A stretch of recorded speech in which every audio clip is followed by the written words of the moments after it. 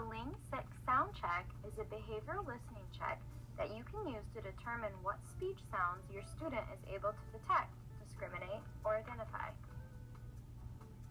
All you need to perform the check is a quiet place such as the hallway and your paper that I gave you at the beginning of the year with the 6 speech sounds and the associated pictures.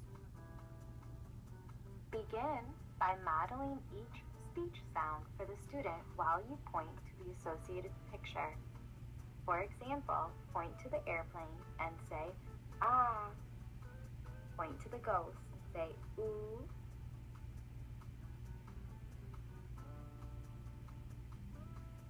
You are now ready to begin the assessment.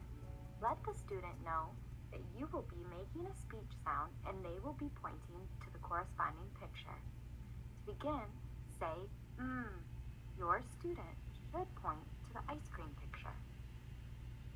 Doing this, you can take away the paper support, and the goal is for you to make the sound and have the child naturally repeat it.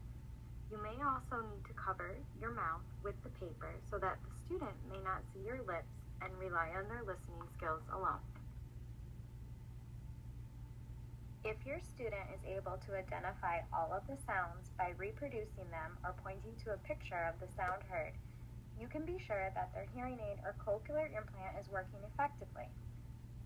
You may also want to try this with the FM system on in your classroom. I know first thing in the morning, your classroom is a very busy place, but it is important to perform the Ling 6 sound check with your student so that I can know if any equipment is not functioning properly. You may be able to find time to do this during your student's seat work right when they come in the door.